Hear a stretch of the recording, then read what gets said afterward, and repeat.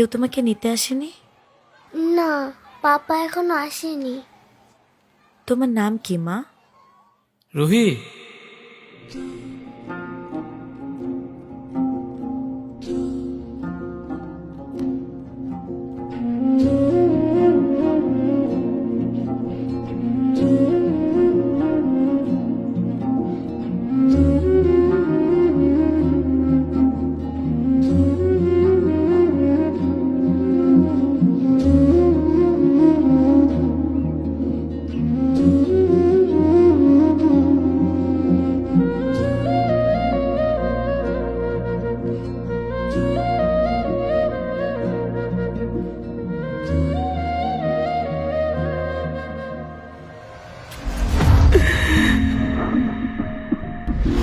এই হারামজাদি, এই এই কি?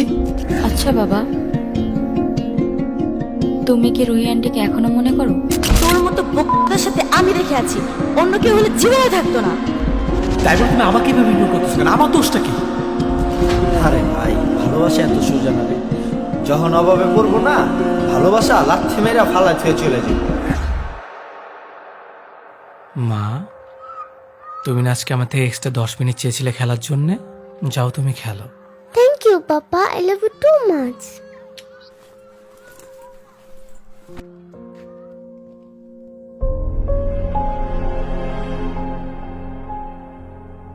নিয়তি বড়ই অদ্ভুত। নিয়তিকে অদ্ভুত বলছেন কেন? নিয়তির কাজই তো হচ্ছে অদ্ভুত ঘটনা ঘটানো। কিন্তু কোনো নিরামিষ মানুষকে এত বছর পর চোখের সামনে সহ্য করাটাও এক প্রকার ধৈর্যের পরীক্ষা। মাফ করতে পারেননি আমাকে? তোর এত বড় সাহস, তুই অ্যাবর্শন করবি? আমার রক্তকে মেরে ফেলবি? হ্যাঁ আমি করব। আর তোর মতো ছেলে সাহস হয় কিভাবে আমাকে থাপ্পড় মারার? চলস তো আমার টাকায়, আমার যা খুশি আমি তাই করব। তোর কি? রোহি প্লিজ, তুমি এটা করো না। চলো না আমরা বিয়ে করে ফেলি, সব ঝামেলা শেষ হয়ে যাবে। তুমি যা বলবো আমি তাই করবো। প্লিজ আমাদের বাচ্চাকে নষ্ট করো না। তোর মতো বক্তৃতার সাথে আমি রেখে আছি, অন্য কেউ হলে জীবনে থাকতো না।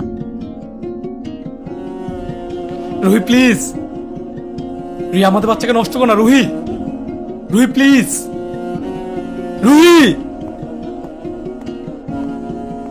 রুহি। গিরিগিটির মতো একটা মানুষের পরিবর্তন কিছুতেই মেনে নিতে পারছিলাম না। ইচ্ছে করছিল নিজেকে মেরে ফেলে। রুহি আমার রক্তকে মেরে ফেলতে যাচ্ছে, আমি বাধা দিয়েও পারলাম না। আমার কাছে আমার ক্যারিয়ার আগে। নিবিড় ভালোবাসায় অবসেসড হয়ে গেছে।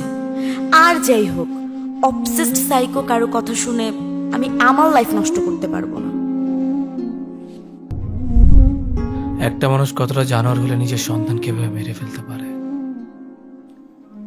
হ্যাঁ, আমি তো খুনি। থাক, আমার কথা বাদ দাও। রোহির আম্মুর কথা বলো, আই মিন তোমার ওয়াইফ। আমার কাছে সে পৃথিবীর শ্রেষ্ঠ নারী। অনেক বেশি ভালোবাসে তোমাকে, তাই না? যে মানুষ তার নিজের ভালোবাসার মানুষের জন্য নিজেকে কোরবান করতে পারে, তার ভালোবাসা পরিমাপ করার যোগ্যতা আমার নেই। কোরবান? তোরে আমি আগেই বলছিলাম, এতটা ইমোশনাল হইস না। তুই একটা মেয়ের জন্য মরার চিন্তা করতেছস, এগুলা কি ভাই?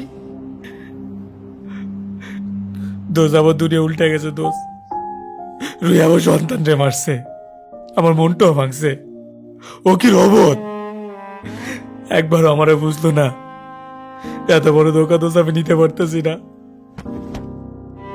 তুই কি পাগল? তুই ওর জন্য তোর নিজের জীবন শেষ করে দিবি? ও জানে যে তোর মা নাই, তোর বাবা নাই, তুই একটা এতিম ছেলে। ও কখনো এটা করতে পারতো না। আর কি ও তোর, আমি আছি না, আমি তোর ভাই আছি তো তোর সাথে। তোর আমি কিচ্ছু হইতে দিব না, কিচ্ছু না, তোর কিচ্ছু হইব না, তোর আমি কিচ্ছু হইতে দিব না। সেদিন সোলেমান আমার পাশে না থাকলে হয়তো আমি নিজেকে শেষ করে দিতাম। তারপর তারপর কি হলো? সোলেমান তার চাচাতো বোন জান্নাতের সাথে আমাকে পরিচয় করিয়ে দেয়। জান্নাত আমার অতীত বর্তমান সব জেনে আমার জীবনে এসেছিল। আসসালামু আলাইকুম। ওয়ালাইকুম আসসালাম। ভাইয়া বলে আপনি নাকি রুহাপুকে অনেক ভালোবাসেন। দেখেন, আপনি যদি এই নামটা আরেকবার মুখে নেন, আমি কিন্তু এখান থেকে উঠে চলে যাব। রাগ করতেছেন কেন? আমি জানি আপনি রুহাপুকে অনেক বেশি ভালোবাসেন। যে মানুষ একটা মানুষকে এত ভালোবাসতে পারে, আমি তার জীবন সঙ্গী হতে চাই। আমি আপনাকে ভালোবাসতে পারবো না কখনো। আচ্ছা ঠিক আছে, রাজি। আপনাকে ভালোবাসতে পারবো না জেনেও বিয়ে করতে চাইবেন আমাকে? হ্যাঁ করব। যে মানুষটার মনে তার জন্য এত ভালোবাসা, তার পাশে থেকে নিজেকে ভাগ্যবতী ভাবতে চাই। আমি অবাক হয়েছিলাম, আসলেই তো সবাই এক না। কিছু মানুষ এতটা স্যাক্রিফাইস করতে পারে, জান্নাতকে না দেখলে বুঝতাম না।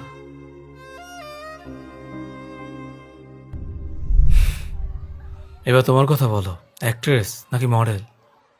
কিন্টার গার্ডেনের সাধারণ একজন শিক্ষিকা। যাক, ভালো। Revenge of the nature.